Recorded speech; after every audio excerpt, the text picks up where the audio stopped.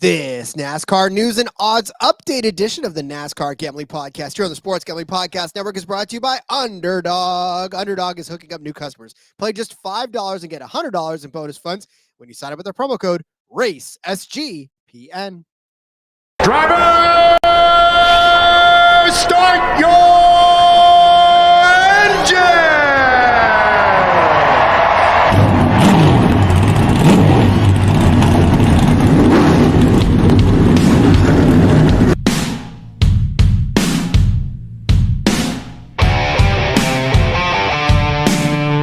Strap in and pull those belts up tight as the Sports Gambling Podcast Network presents the NASCAR Gambling Podcast. I'm just gonna put my foot on the floor and I'm not lifting till I see God or a checkered flag. My man. With all the news and the best bets for your NASCAR weekend. We want to thank you tonight for these mighty machines that you brought before us. Thank you for the Dodges and the Toyotas. Thank you for the Fords. Lord, I want to thank you for my smoking hot wife tonight, Lisa. In Jesus' name, boogity, boogity, boogity. Now, here are your hosts, Rod Villagomez and Cody Zeeb.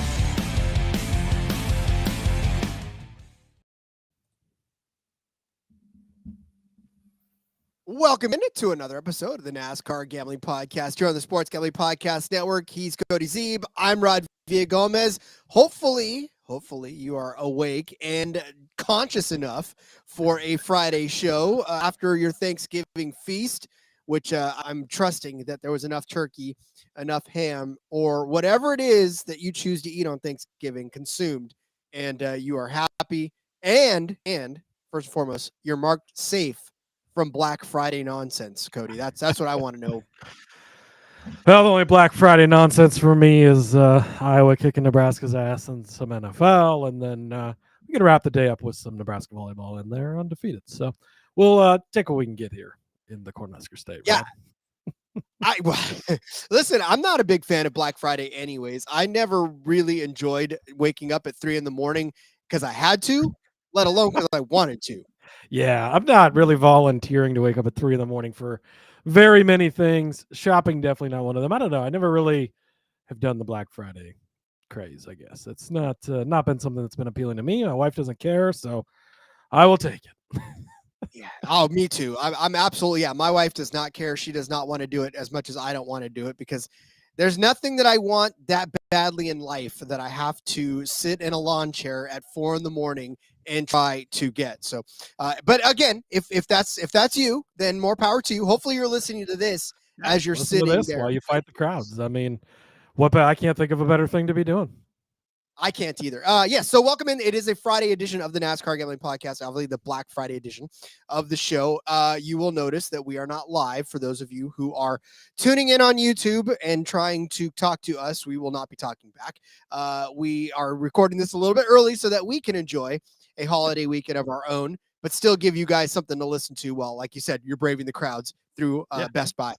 Yeah, exactly. We still wanted to be able to come to you, to have a NASCAR episode this weekend. Family stuff, all sorts of craziness going on. So makes it easy to slip this into your feed while we go about the holiday spirit. And you really won't even tell the difference, especially if you're listening on the podcast. You will not. In fact, on the podcast, you don't even know what that about. But for those of you who want to brave crowds and not have to really brave crowds, I guess, right? Gear up for the holidays. SGPN merch store. Perfect gift for the DJ in your life. And again, the best part of this, you don't have to stand outside at 4 o'clock in the morning and wait for it. It comes right to your door. Plus, you use the holiday or the code HOLIDAY, you get 25% off of everything, up to and including our Race Officials or Terrorist shirts. You can get all your NASCAR Gambling Podcast hoodies that you would definitely want, because I love mine for sure, and I know my daughter absolutely loves hers. It's a good conversation starter. Why are you wearing a Gambling Podcast hoodie and you're only 15?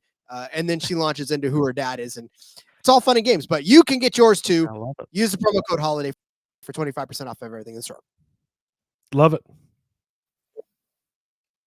I do too. Why is this not pulled? There we go. Show there. No. Okay, there we go. I think my computer's going slowly because I'm moving slowly these days. Well, it happens. It's all that turkey we had yesterday, Rod, for Thanksgiving. Tryptophan in the computer. That's exactly what it is. Right. All right, what today we decided that we were going to catch up on some NASCAR news and notes because, well, is there any all, NASCAR news, Rod? There isn't. We're making it all up, actually. We asked ChatGPT to come up with something for us to talk about today. I will say, though, Cody, I don't know if I'm watching a professional sports organization or a young CW youth drama these days, Cody. I don't know what's going on in this world. It just goes to show you it never ends, Rod. You know, you think that you get through high school and all the little petty crap stops, and it just doesn't. It continues even at the highest, literally the highest levels of professional sport. Yeah, that's where we are.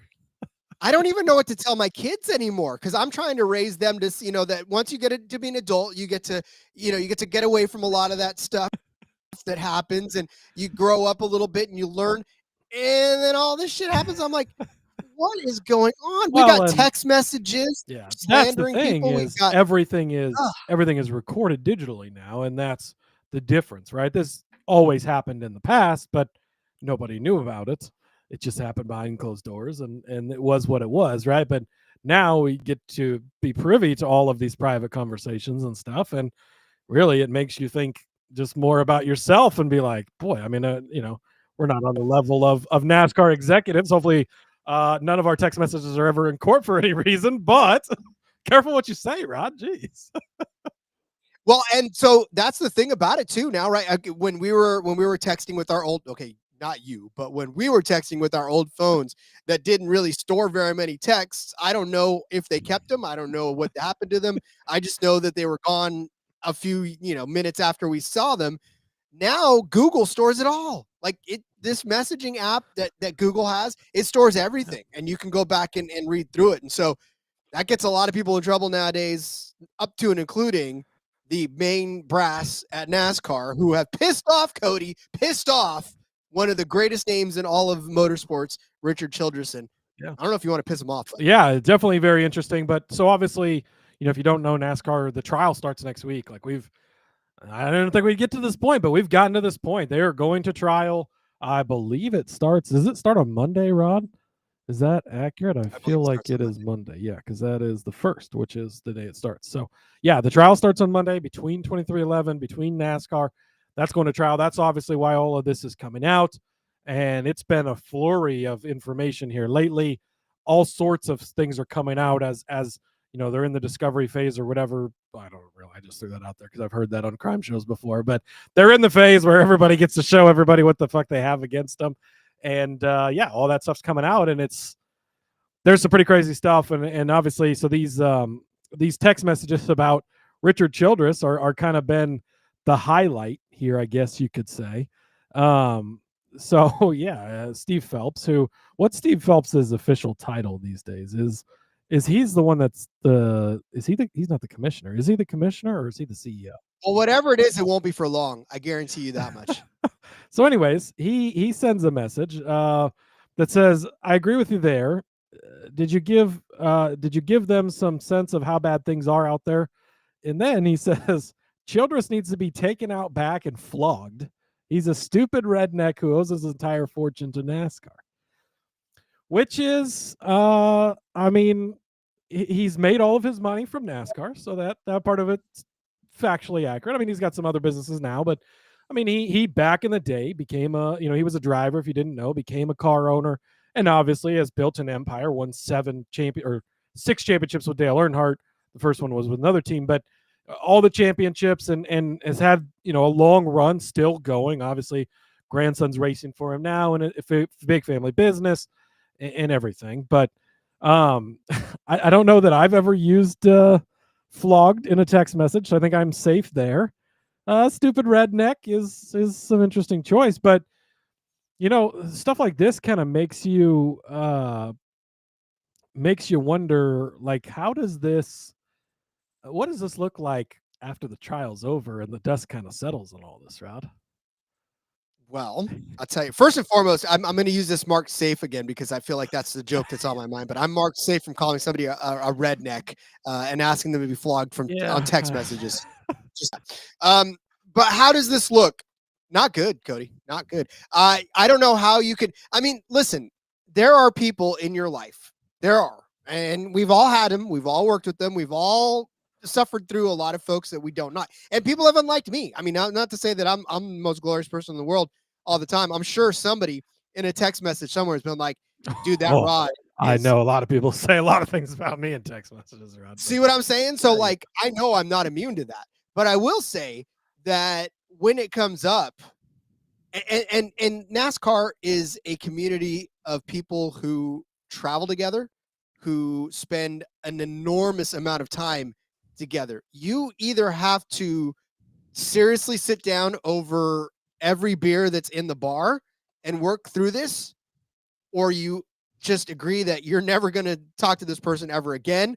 I mean, there's only really those two options. And then the last one is to just, do it old school and throw fists until somebody comes out the winner and, all the problems. Hold my watch, Rod. Is that what you're talking about? Essentially, yeah. I mean, it's like this is Richard the old said school. It before. Hold my watch while he goes to fight Kyle Busch, who turns out is his driver later. So Richard is able to kiss and make up with guys. But yeah, it'll be interesting, kind of the fallout from this. RCR, Richard released a statement about it, saying how they were, it was unfortunate or whatever. And I'll give Steve Phelps, I guess, some props. He knew this was going to come out, and he called Richard himself, explained what was going to come out, which, talk about awkward conversations. Hey, Rod. So, things have been great. I know, how's the kids? How's the wife? Yeah. So I sent these text messages, I might've said you're a redneck, need to be flogged. So that's going to come out next week. So like, just want to give you a heads up. I mean, how do you go about that conversation, for one? That's definitely interesting. But in RCR's statement, disappointed or whatever, they also said that they're going to check legal, whatever. I mean, I don't know where slander starts and ends. He's a public figure. This was technically supposed to be a private conversation. It's come out in the public, so I'd say that's different. But, Bob Backus kind of mentioned it potentially opens a can of worms, because if you look at the decision last year for Austin Dillon's win not to count towards the playoffs, and that's one of those at NASCAR's discretion decisions. And so is NASCAR using any bias? And can you prove that they did? Probably not. But can you prove that they didn't? Also probably not. What did they make that decision because Richard Childress is a redneck that needs to get flogged, quote unquote, Steve Phelps? Was that like, it potentially opens that type of can of worms, which is a whole other interesting conversation. You'd hope, obviously, things aren't being done that way. And I think we kind of agree that the win shouldn't have counted towards the playoffs, yes, but it definitely opens an interesting can of worms potentially with, what decisions has NASCAR made? Because if this is how they feel, and this is a person who represents NASCAR, so is this how the organization feels about one of their longest running car owners? I'll tell you this. I've got a couple of history books over there, and they're both NASCAR history books. And I'll bet if I cracked any one of those open, we would find some highly questionable decisions made by highly questionable people back in the day as well. This is not to say that this stuff has not been going on, like Cody said, for years. The problem is accessibility to everybody's inner, deepest, darkest things. And it's like, at some point, right? And you're right. You can't prove that none of these decisions have been made maliciously or that all of this stuff has been taken into account. But I mean, we're all human, right? Something that one decision that was made behind closed doors, that one text thread that said, hey, this Dillon thing, we know what to do with this. That didn't come to light. It may never have existed, may have existed. Again, like I had said at the beginning of this, at the onset, right? I don't know if we have too much time on our hands. I don't know if everybody in this world pays too much attention to everybody else's business, but it just feels like we are back in high school again. and we are dealing with all of this he said, she said stuff. And then you got to go to the prom queen who slandered the cheerleader, who is dating the jock, but really wants to be with the band person. Okay, that never happens in real life. But, like I feel like this is all just a big somebody scripted drama that we're living through. And, all I want to do is enjoy racing, damn it.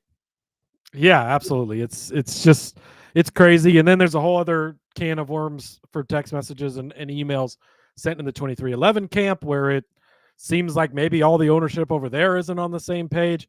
Denny wanted a third charter. Michael and Curtis Polk didn't want a third charter.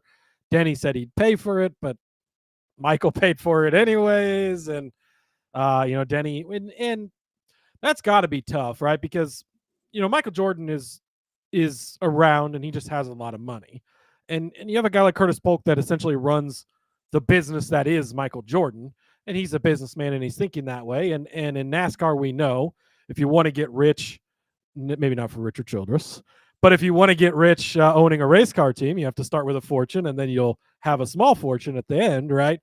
But it's just contention everywhere, it seems.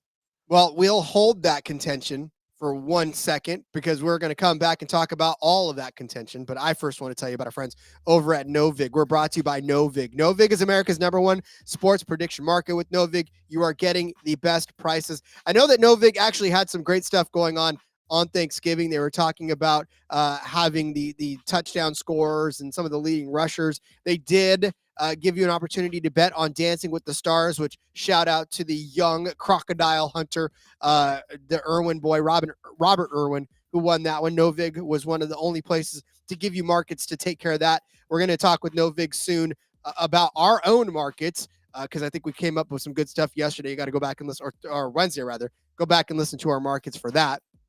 Plus, Novig is available in 35 or more states. Go download that Novig app and get $50 when you spend $5 when you use our promo code SGPN. Get in on the action with Novig, promo code SGPN. We've told you all about them all season long, and Underdog is your home for pick'em entries where you can win up to 5,000 times your entry. We're talking about all the Thursday games. Well, they already happened. So how about Sunday, where the Chargers are taking on the Las Vegas Raiders? Look, Dicker the Kicker. Fun to say, fun to use for Underdog. How about 1.5 field goals made as a projection? I will take the higher than. I like Dicker the Kicker to kick a lot of field goals in this game. So give me Dicker the Kicker to have higher than 1.5 field goals made on the day. Thank you to Underdog. They got a brand new offer for you. If you are a new customer, play just $5 and get $100 in bonus funds when you sign up with our promo code RACE, SGPN. If you need any more proof that I don't grow up, it's that I say Dicker the Kicker, and I still chuckle. Well, it's because it's funny, Rod. If we're going to be completely honest, I mean, it's funny to say Dicker the Kicker. And yeah, I mean, I'm sure he took some shit when he was a kid, and now he can just laugh at all those people and say, hey, look at me. I'm Dicker the Kicker making all this money in the NFL. And if he's smart enough about it, he'll make a brand out of it. And next thing you know, I'm wearing Dicker the Kicker knickers, and we're all good, right? All right. And thanks, everybody, for tuning in. We'll see you next week. Follow me on Twitter at RJV. No, I'm just kidding. Yeah. Okay, let's go back to what we were talking about before. Obviously, we just left off talking about this whole 2311 Michael Jordan thing with Denny Hamlin offering. That's like, Cody, that's like when you offer to pay the check, knowing damn well that you don't have enough money and you know the person's just going to say yes, right? So you just give that obligatory, no, I got this, hoping to God they don't call your bluff. I bet that's what Denny was doing. You reach for the wallet and you're like, oh, yeah. And they're like, oh, no, it's fine. And you're like, oh, okay. So you give one more objection. That way they know that you're serious. Yeah. They're like, oh, well, are you sure? Yeah. And you just start to pull your hand away slowly, so it's not too obvious. But yeah, that's basically what happened here. So Bob Hawkers kind of broke this down. Some of the Jordan 2311 financial tea from emails, depositions. Michael said he'd pay 60% for the charter. Denny would pay 40%. And then Denny and Jordan went 50-50 on the 2311 real estate, aka Airspeed, their shop, right? But MJ fronted Denny the money, so MJ's the bank in this case, with Denny Hamlin paying him back monthly, and Michael has loaned all the team money for the legal fees. So it's great to have Michael's deep pockets around, because it can be pretty helpful. You think so? I'm telling you right now, like I said, this is where you travel with those guys that just have a ton of money, and that anything you do, you're just going to be covered, right? You could, I will definitely go halves with you on the ice cream. I can 100% do that. But that night we spent in the club where bottle service was flowing, no damn well I can't pay for that. But you want a couple of, hey, you know what, Michael, get an extra scoop. Go ahead. It's on me. I got the ice cream, Michael. You get you buy the extra charter and race shop, and we'll be all good. But yeah, definitely interesting. Also, something that kind of interesting that came out about that, Bubba Wallace made about $4.5 million. I believe that was 2 years ago for the team, which, it used to be very open. We knew how much drivers made. Contract details were kind of released to the public, much like they are in the NFL and other sports. And purse winnings were listed. You knew how much. And I saw a clip on X, I think it was just today or yesterday, where they were showing the battle for second, third, and fourth in the championship in the final race, and they had up the dollar totals on the TV screen, right? Like, this is how much money they're going to make if they finish second, and it's this much of a drop off if they finish fourth. So that's why this matters or whatever. So kind of interesting to get a peek into that. Drivers are making much, much less than they did, back in the heyday, in the Jeff Gordon days, things like that. It's the money is not as flowing as it once was, but $4.5 million, if that was my salary for a year, Rod, I could probably move things around, make it work. I think I'd probably just take a fraction of that, honestly, and be good. So I don't think Bubba's hurting at all, but interesting to kind of get. So you think of where he kind of stands in the sport, and okay, what's Kyle and Denny making? Denny's obviously making enough money to make monthly payments to MJ, so that's good.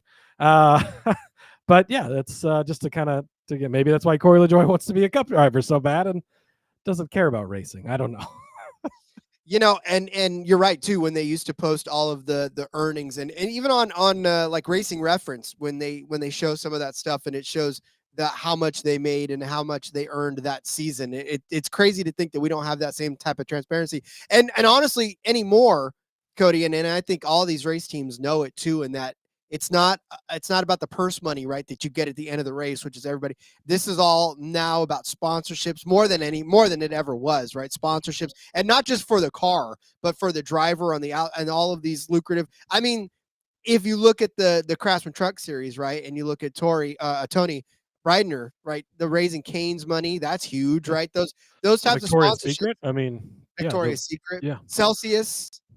Yeah, those are that's, I mean, and so that's, what we've talked so much about. You have to bring sponsors to get these rides, and that's part of it, because it's not like they're just bringing these sponsors and not getting paid anything. I think there might be some of those drivers in the lower series that are almost doing it for nothing, right? But these guys are still collecting a paycheck, and a lot of it varies.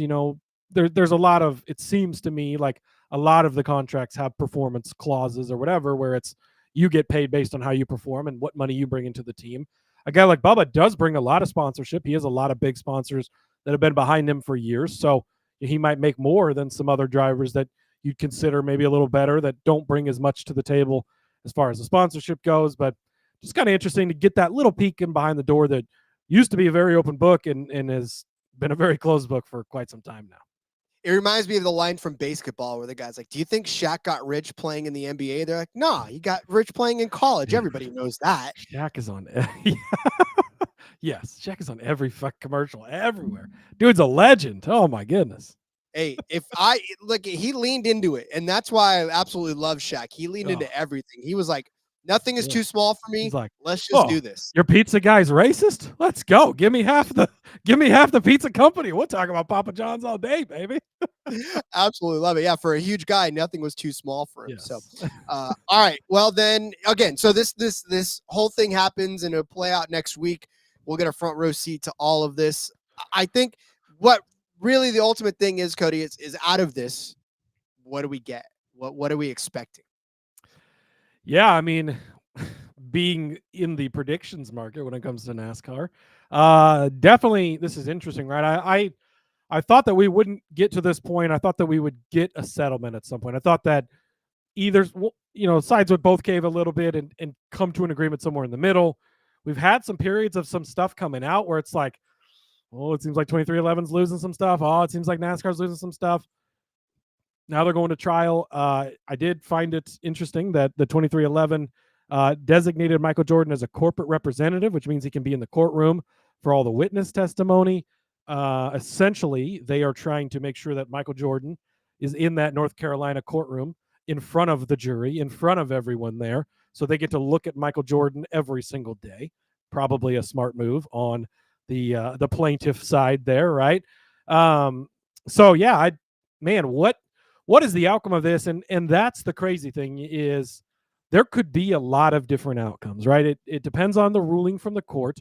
But if the court rules in NASCAR's favor, 2311 and Front Row, don't forget Front Row Racing is also part of this, right? Those teams could essentially cease to exist, because if they lose, so they do not currently own charters, and technically they never did in the new agreement that started January 1 of 2025, because they never signed that deal. So if it's ruled in NASCAR's favor, these teams could try, and then what is the process at that point, right? Does NASCAR win this and then come back to the table with them and say, okay, fine, we won, here's your reduced whatever, pay us these fees, and you can have this back? Do they sell it to them at market value, which is anywhere from, we've seen them sell from 30 million to potentially up to 70 million, have been some reports over the years. So do they have to go rebuy those charters that they've already purchased before? If 2311 wins, does NASCAR have to dissolve the charter system, and now suddenly we don't have charters anymore? Is it just a simple case of they award them the charters, change some rules, or they have to change them for everybody? There's a lot of different ways this could go when it all kind of pans out.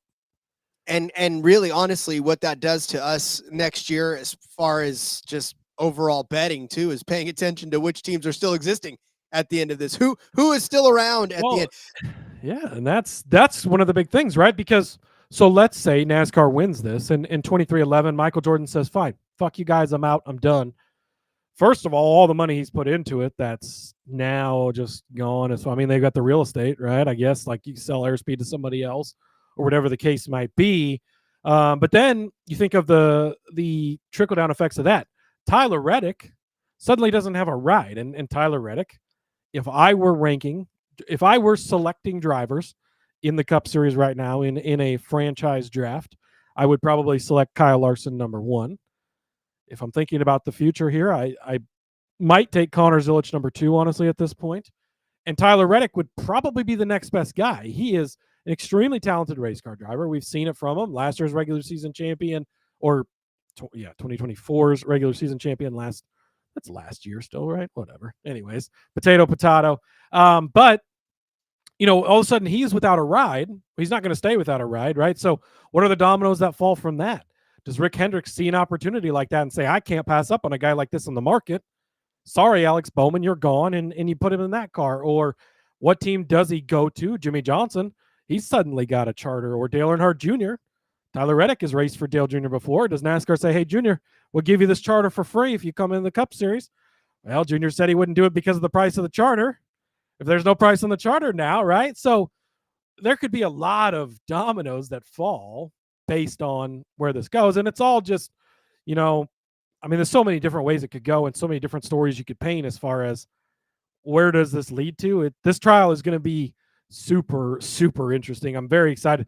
Unfortunately, no cameras are going to be allowed, so we're not going to have clips. We're not going to have that. But, Jordan Bianchi, Jeff Gluck, those guys will be in the courtroom, so stay tuned to the teardown. I think they talked about doing potential daily podcasts to update people, everything that's going on, which that in and of itself, like, stock up on the fucking popcorn, Rod, because that's going to be just great getting, if they come out of the courthouse and jump right onto a podcast and talk about what happened that day, that could be invaluable. So, obviously check out Dirty Mo with that and the teardown.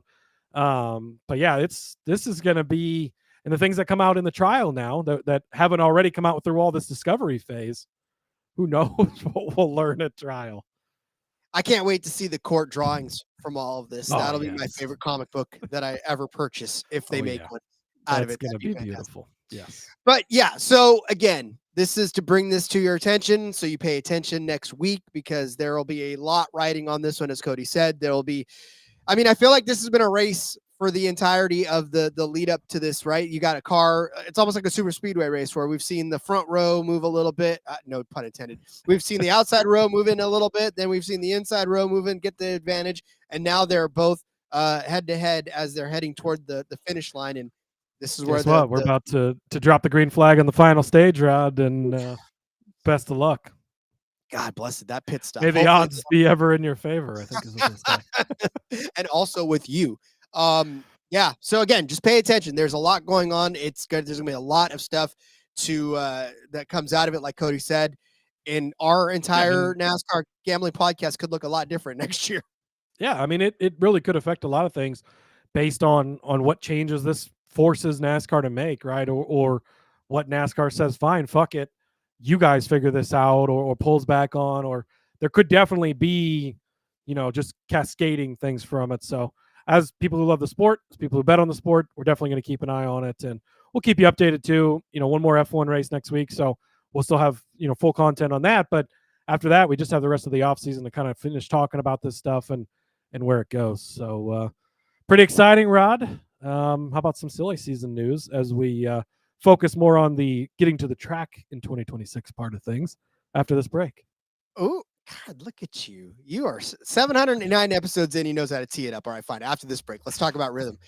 Rhythm, they're crushing it in college football, just like Cody's crushing the ad reads out here. And they're doing it in NFL, and they just added the NBA. Rhythm giving away weekly cash prizes just for tracking bets in the app. You could track 5 bets of the same type from any model you build. You can win $1,000. How about Sunday's games, right? As we talk about the Tennessee Titans taking on the Jacksonville Jaguars, you need a reason to pay attention to this game because I guarantee you this is one of those ones you probably don't want to pay attention to. So put money on it. Have a reason.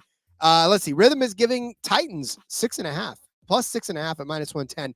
That is their prediction for this. So they're predicting that the Titans can cover 6.5 points against the Jaguars. I'm kind of writing that down right now just to see if I can predict that. But use promo code SGPN25 when you download the Rhythm app for 25% off of your first month. Download Rhythm. Use promo code SGPN25. I don't know if I agree with Rhythm on that one, Rod. How bad are the Jaguars, though, and how bad are the Titans? The Jaguars are a playoff team, unlike the Kansas City Chiefs. And the Titans are historically one of the worst teams I've ever seen. Granted, they've been playing better. They got me last week. Seattle was covering all fucking game. They snuck in the back door, Rod, killed us. That was unfortunate. But we'll see. Maybe Cam Ward's figuring it out and turning it around. Or maybe this is just going to be such a low-scoring affair that there's only going to be a couple of touchdowns. They might beat them 6-0 by 2 field goals, and Tennessee covers. Who knows? I'll take that. I don't care. All right. Speaking of silly season, Cody, there are some new ownership teams and there's some new drivers around. Where do you want to start on this? Yeah, that's a good question, Rod. I don't know where you want to start. I was almost thinking, should we just breeze through? So been a lot of, kind of going into the off season, you don't know a lot about Xfinity and trucks the next year. Cup is almost entirely set before the season ends because it's such a big thing. So many things going on, so many moving parts and pieces, and you need to know where drivers are. I mean, we knew Chase Briscoe was going to be in the 19 car. That was like May, June last year, right? And the Suarez news comes out a couple of months ago, Haley news, all that stuff, and not many changes in the Cup Series this year. Next off season, silly season in season is going to be crazy next year. There are some big contracts expiring, big teams, and again, we'll see what the landscape of things look like. NASCAR also has some potential charters in their back pocket that are on ice in case they want to sell if they lose this lawsuit. I don't know. But yeah, a lot of crazy stuff there. So, but yeah, in the Xfinity series, there has definitely been some O'Reilly series. Go to get used to saying O'Reilly series. Fuck. J-Skis has it as the Xfinity news page. So I'm going to put the blame on them, Rod. In the NASCAR O'Reilly Auto Parts series, the No app.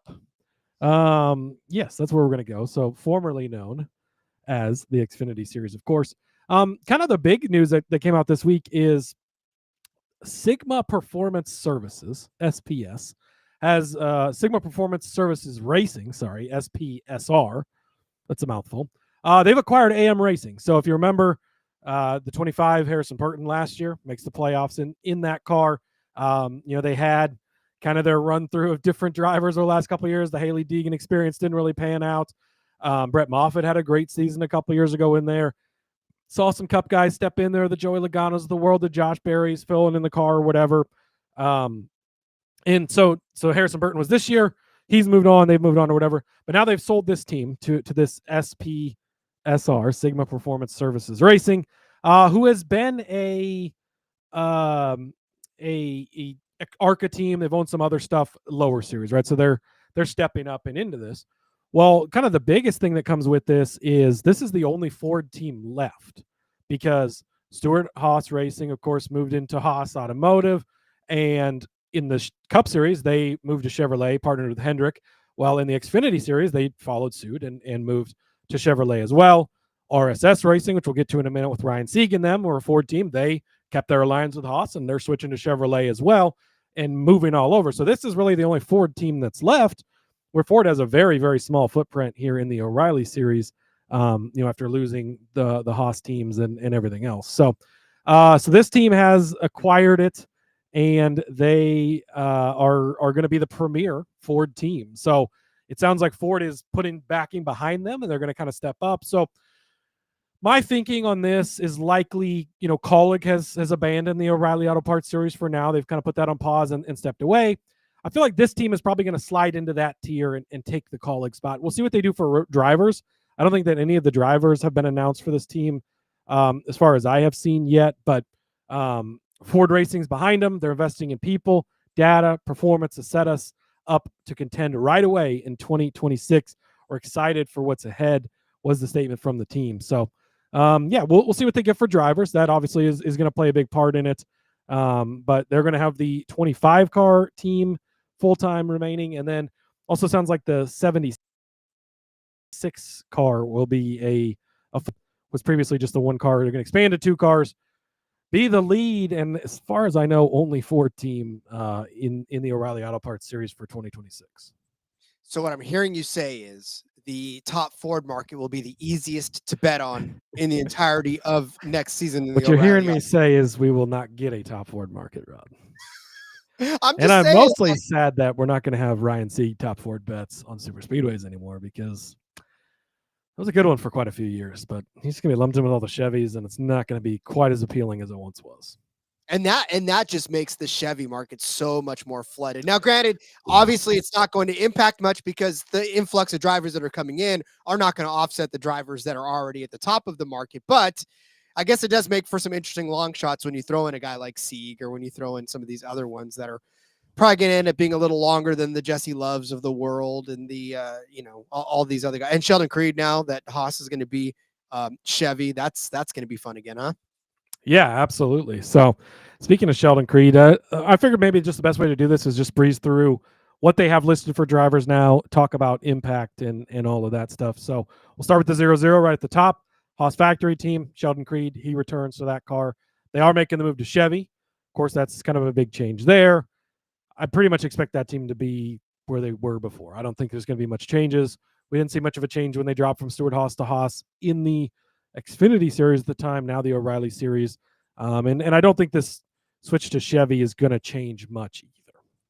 No, and it won't, because Sheldon Creed's still Sheldon Creed. He's going to continue to be the guy that he is. So not necessarily changing anything there. Yeah, absolutely. So the number 1 junior motorsports car is going to be split between Carson Kvapil and Connor Zilic. Now, Kvapil, initially was just going to split this car with Zilic. Then they kind of found the funding as he made his way into the Final Four to get him full time. So he'll be racing other junior motorsports cars, which is kind of an interesting move. Why you don't just change that to him being full time in the one car. But Kvapil will be back full time. He obviously made the championship round last year, right? We'll see what the O'Reilly Auto Parts playoffs or non-playoff going forward. But Kvapil back, and then Zilic obviously, he's gonna kick ass when he is in this car. I just hate that they have to do this. I really do. I loved what Carson Kvapil brought to the table. Obviously, I was high on him in the beginning of the season. That did come through for us in a playoff and a championship berth. But I know the money speaks, right? So yeah, and at least they figured out a way to make it a full season, right? So he can compete for the championship. But let me interject this. So there was an argument, a conversation in the Discord about the difference in Connor Zilisch before Kyle Larson jumped in the car at Texas when Zilisch missed because of the back injury, and what Zilisch did after Texas, right? So how much of that was related to changes Kyle made or feedback Kyle gave stepping in, right? So you are going to have races where Carson steps out of this car and Connor steps in. Well, Connor's now coming off of winning, 42 races this past season in the champ. Oh, just kidding. He didn't win the championship. Too soon. But, too soon. So the feedback he might be able to give that team could be invaluable and help, Quapple, who's going to be running that car full-time in the, what we assume will be playoffs for the last 10 races or so, depending, again, on what format we get. Yeah, again, this will be fun to watch. And, of course, I'm still going to be a chest-thumping JRM guy, so you'll hear a lot of his name next season for sure. Yeah, absolutely. Ryan Ellis is going to be in the O2 Young's Motorsports Chevrolet. That's going to be a full-time car. They're expanding to 2 cars. Okay, fine. Maybe you look at him some super speedways. That's enough time on that. Good for DFS. Defending champion, yes, DFS play for sure. We talked about him a lot, DFS last year. So, and the Young's cars are decent. So, definitely a DFS guy. Defending series champion will return to the number 2 Richard Childress Racing Chevy. Jesse Love, Danny Stockman's back. Yeah, I mean, he just won the championship. What more is there really to say about it? Nothing. Okay. Justin Allgaier, he's going to be in the 7 car. He is getting a crew chief change. Of course, his crew chief, Jim Pullman, returning to the Cup Series as the crew chief for Kyle Busch. So that will be a change as Andrew Overstreet comes over. But he's a very experienced guy. I don't see that being too much of an issue. No, not at all. Do we just breeze over the fact that Parker Retzlaff's not coming back? Oh, that's later on in the Oh, yeah. Well, yeah, he won't return to Alpha Prime, but I believe he has another ride as I get farther down. Yeah. All right. Keep going. Sammy Smith, he's back in the 8 car. Again, par for the course, same thing there. Switching out the crew chief, whatever, fine. Okay. It's Sammy Smith. You'll have some places to play him. You'll have some places not to play him. Corey Day, full-time in the HendrickCars.com number 17 Chevrolet. First time Hendrick has run a full-time car in the O'Reilly Auto Parts series for a while. So that's definitely, this is kind of a big one, a stopping point, right? Day's been tabbed by Larson as the next Larson, basically, is what they think. And we saw this happen once upon a time where Jeff Gordon found this young driver, tapped him to be the next guy, and that guy happened to be a lot better than one Jeff Gordon, Rod. I don't know if you've ever heard of Jimmy Johnson, but I'm not calling Corey Day Jimmy Johnson. We'll see, right? It's been kind of a mixed bag. He definitely started to figure some stuff out as he kind of got used to it. Sprint car guy. We'll see. I mean, having a Hendrick car full-time, having Mr. H believe enough to revive that program to full-time, that speaks volumes for sure. And this kid, I mean, we've seen how gutsy he is overall. I mean, we saw in the Xfinity / now O'Reilly series, the success didn't translate nearly as quickly as it did in the Truck Series, but he started to catch on, and now I think he's going to have, obviously he's going to have a full season to get really fully acquainted with all of it in his own car. And yeah, I think we are in for, I don't want to, that's not going to be a Connor Zilisch type of a season. Please don't get excited about it like that. But he's going to put together some wins, I think, this season. Yeah. I think I would probably have my expectations closer to a Carson Quapple than a Connor Zilisch. Maybe more in between, but closer to the Quapple thing, where Quapple had a solid season, put together some stuff, made it to the championship 4, right? So overall solid season. Zilisch domination, that's going to be few and far between where we see that. But William Sawalich has a question mark, according to Jay Skis, for the number 18. That's not been announced yet. That's the assumed driver, but we do not know for sure. But big news in the number 19 car, Brent Cruz is stepping up. He is going to be, young Toyota prospect. He is going to be the driver of that 19 car. Now, the one catch to that, Rod, he cannot race in the first 4 races of the season because he is too young. So they'll have to have somebody else in that car for the first 4 races. Depending on the format, if we got 36 races for you, which is not 36 in O'Reilly, but for your full season points, guys, well, he's done. He's out. But, assuming that there's some type of playoffs, we'll see what the format ends up being. Could definitely hurt a championship opportunity for him. But obviously, this is great equipment. Some mixed results out of Sawalich. He really started slow. But we saw, guys like John Hunter, guys like Eric Almirola come in and do damage in these cars. So we'll see, but definitely an up-and-coming guy. Somebody I want to keep an eye on. And look, if I'm a rookie car driver coming into the O'Reilly Auto Parts series and I get an opportunity to be in one of these Joe Gibbs Toyotas, that's the number one team I'm picking over JRM. Like, this is a team I want to go to. These are the best cars more often than they're not. So this is where you show what you're made of, and we'll see from Brent Cruz.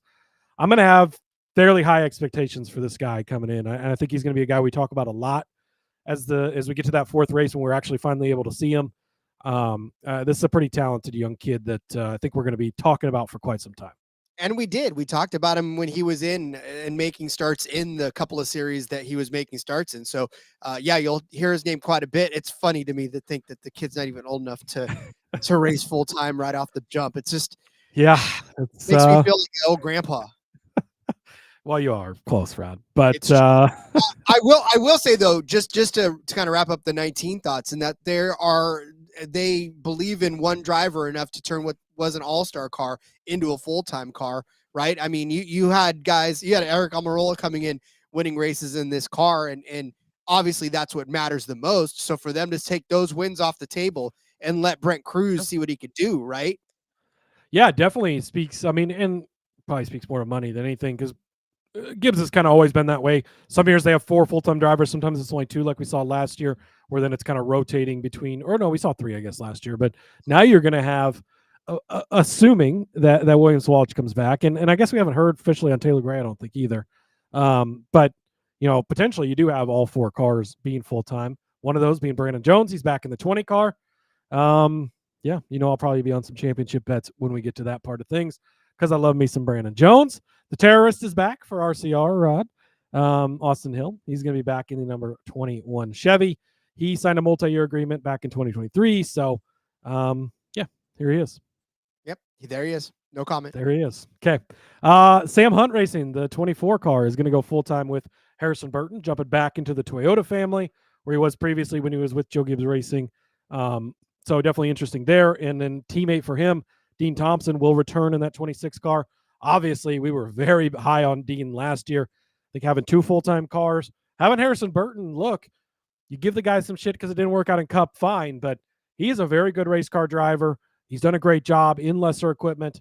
Now, the Sam Hunt stuff, we're kind of climbing up a little bit, right? We saw some years, John Hunter would come over and he'd be like, it's the Sam Hunt cars. You just can't quite get it. But they put some stuff together. They figured some stuff out. And I think the 1-2 punch of Harrison Burton and Dean Thompson could be dangerous at times. And honestly, with Harrison Burton being as good as he was last year, and obviously always a top 10 contender, and somebody who we did ride quite a bit in both DFS and in our bets overall, he can do this, and he can do it in just about any car he wants, I think. And this is like you said, a good opportunity for Dean Thompson to learn from a former Cup driver and somebody with the success of Harrison Burton. Yeah, and year 2 coming back to that same car where he had a lot of success for Dean Thompson. I think that'll be great for him. We'll see if they can kind of, and the stash is, the stash is what it's all about. So you love it. Jordan Anderson Racing 27. That's going to be Jeb Burton. He'll be back once again. They are aligning now with Richard Childress Racing to be a partner there. So that's kind of a new development there to help extend that team and relationship and continue to grow. They've done a great job. He was obviously battling right on the cut line with his cousin Harrison to make the playoffs this past year. So if they're able to find a way to punch it into, again, whatever format we may or may not have in the O'Reilly series this year, would be good for Burton. Talladega, you're always going to bet on him. Daytona, he's always going to get a look.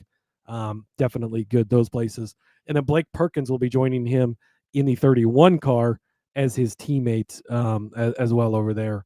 He's I believe, going to be running that full-time this year, which he was part-time, I believe, in that car last year, but full-time this season.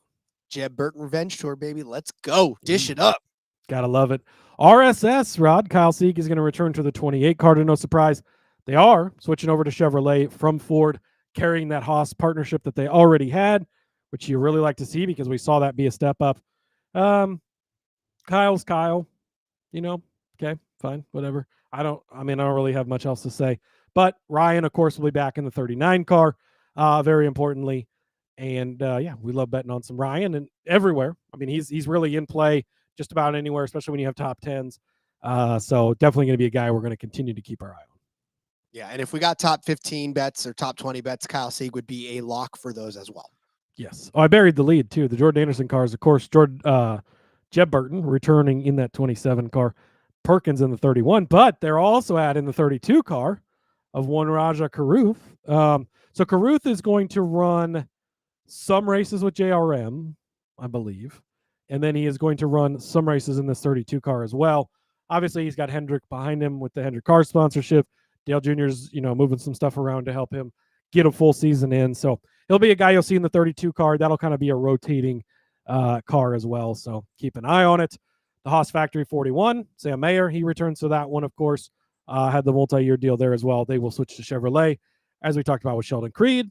Again, he's been comfortable with Chevrolet. He was there before with JRM. So good for him. He'll be a guy we'll definitely talk about. Yes, he will. And a guy that we're going to be really zeroing in on, especially on road courses next season. Yes. Yeah. Oh, yeah. With Zilich Khan. with SVG, and those guys are still going to be coming back and doing some of the races, of course, over in the JRM camp. But Sam Mayer, definitely a guy we're going to have our eye on. Anthony Alfredo, a question mark. Hopefully he'll be back with the 42 car. We love to see him. But that young car should be running full time. Brennan Poole, one of Rod's favorite DFS pool players, Frosted Tips. The Frosted Tips of Brennan Poole. He'll be back in the 44 car. 45 still has a question mark. Nick Sanchez, he'll be back with Big Machine in the 48. Pretty solid first season for them. So we'll continue to keep an eye on that. Jeremy Clements in the 51 car. They are switching over to Chevrolet. They were already Chevrolet, actually, so they're staying with Chevrolet. But they've aligned themselves with Haas as well. So now you've got Haas with Chevrolet aligned with Jordan Anderson, and now Jeremy Clements racing. We've seen Clements win like a Daytona before, so, good to see there. The 54 car, Taylor Gray with a question mark. We still haven't heard. That's the thought. We think it's probably going to be Taylor Gray, but again, don't have any news there.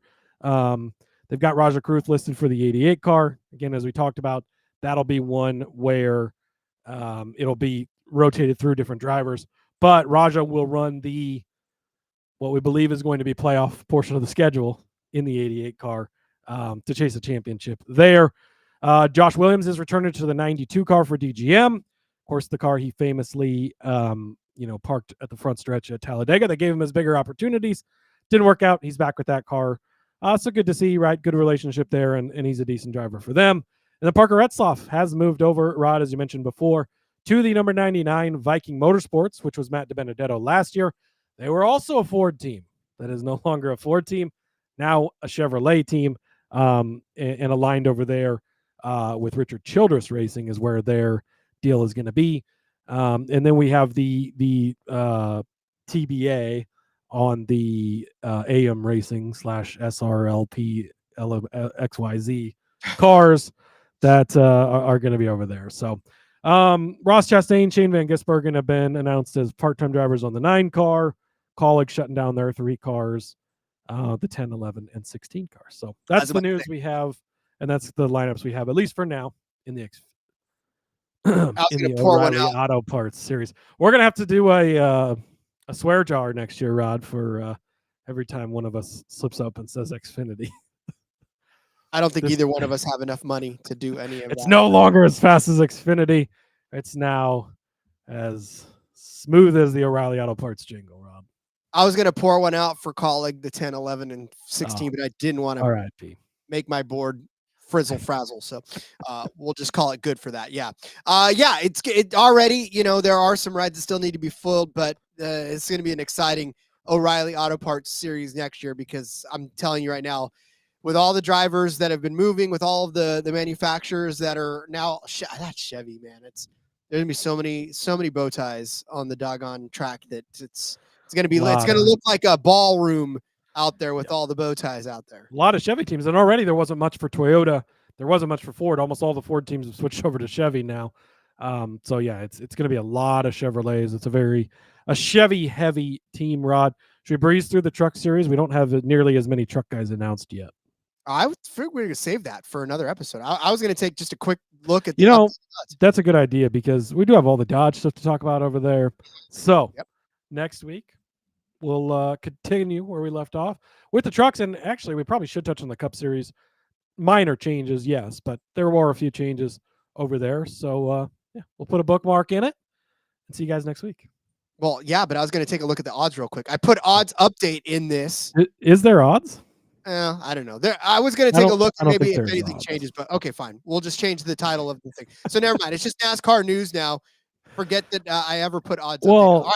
Yeah, I mean, I would love to talk about the odds, Rod, but we need the odds in order to talk about the odds. So I saw Daytona 500 odds. Well, yeah, we already talked about that, though. I know, but I was going to update the odds. Oh my God, Cody. Oh, what do you want? Is there an up? No, let's talk about it. What is there to update, Rod? Here's the update. Ryan Blaney is still the favorite at 10-1. So there it is. Yeah, I don't think much changed there. So all right, that's fine. Your update. Okay, go back and listen to our Daytona 500 bets episode, and that's your update.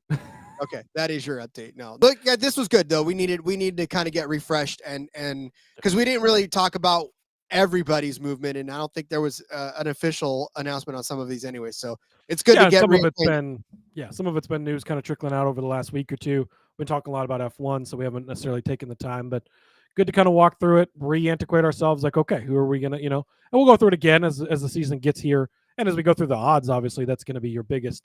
But good to talk about, where we kind of see some of these guys going, what we think, and catching up on the lawsuit stuff, Rod.